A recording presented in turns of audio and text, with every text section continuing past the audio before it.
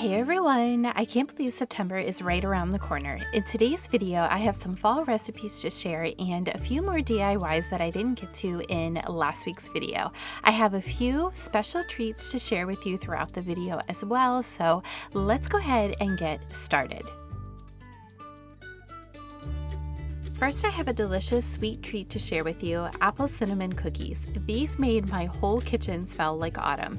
Apples and cinnamon is one of my favorite flavor combinations, and it's the perfect time of year because apple picking season begins next month. These cookies start by creaming together butter and brown sugar and then adding in some vanilla and an egg. The dry ingredients included some rolled oats, flour, and cinnamon.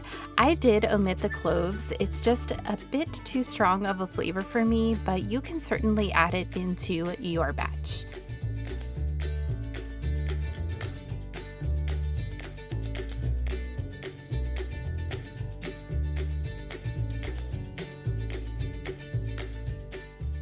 I had my little helper come in and help me finish up the cookies. She couldn't wait to sample them.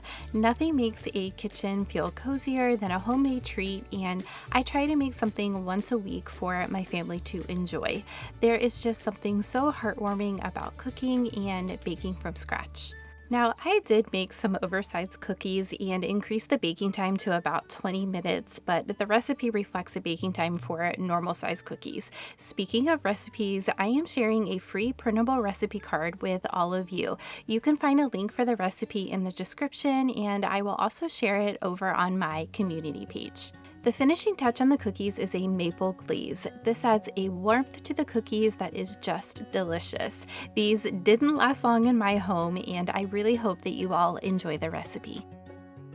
Simmer pots are a really great way to help your home feel warm and cozy, especially in the colder months. Today I'm sharing an autumn spice simmer pot recipe, and these are so simple to do. I am using some apples, a clementine, some pumpkin pie spice, cinnamon sticks, and vanilla.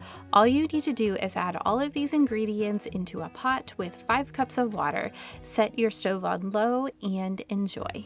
I mentioned previously that I am really sad to see summer go. I have just a few short weeks left with my flower garden. I am focusing on some things to be excited about with the changing of the season, so I'd love to hear in the comments what you all enjoy the most about fall. This year I have focused on trying to incorporate more natural elements into my home. I tried to buy less and be a bit more creative with my decorating. I dried several oak leaf branches for this project. Now, whenever you're using natural elements, they won't last forever, and this actually works well for me because I don't like to store multiple wreaths. I reuse the same grapevine for all of the seasons. I don't use anything permanent to attach the stems and picks. I just tuck them into the branches. For the apples, I did use a bit of hot glue, but I attached them to the branches so they would be easy to remove. I have another easy DIY project using a natural element. I fell in love with these autumnal pear stems from Magnolia, but at $32 a stem, I just couldn't justify it. So I collected some branches right outside my home, and I had some thrifted faux fruit left over from another project. Of course, these leaves will begin to curl and dry, which is a natural process, but I actually love the idea of having something in my home that reflects what is happening out in nature. I saw this adorable post on Instagram, and it was this cozy banner. I will link the account in the description if you want to check it out. Now, the one that I saw was knitted, and I do actually know how to knit, but it's been years since I picked up my knitting needles, so making one was just a little bit beyond what I could do. So I decided to make one in a bit of a different way. I used Canva and created a template for a banner.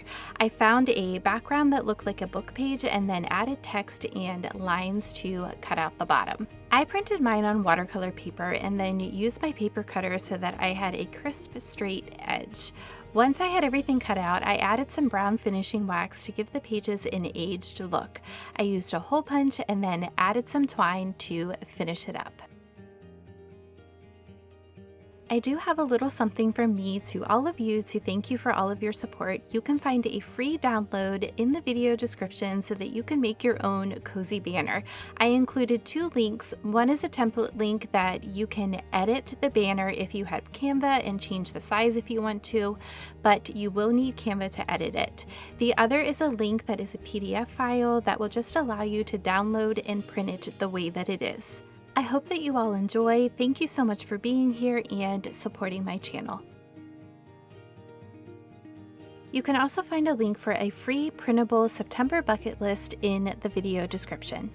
I picked up these framed leaves from Michael's, and when I got them home, I wasn't a huge fan of the colors in my space. They were just a bit too bright, so I decided to use some Rub and Buff and paint them. If you like bright colors, you could certainly leave them, but I think painting them was a better fit for my home. I added one of the frames to the hooks in my entryway. These little frames would be so pretty on a small wall or tied to the front of a basket as well.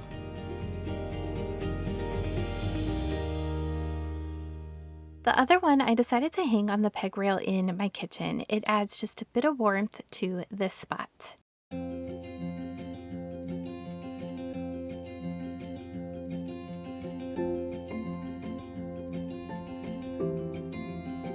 In this week's Cozy Chats, I wanted to start with a quote.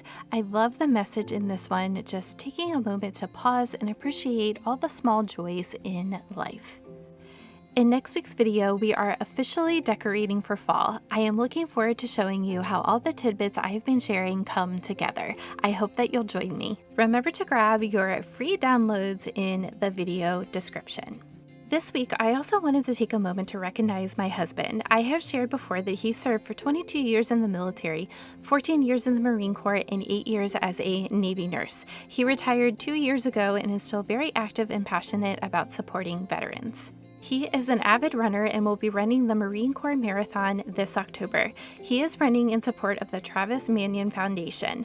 I linked his fundraising page in the description if you would like to support him. The funds raised go directly to supporting veterans and Gold Star families. Even if you aren't able to make a donation but would like to leave him some words of encouragement, I know that he would so greatly appreciate your support. Thank you all so much.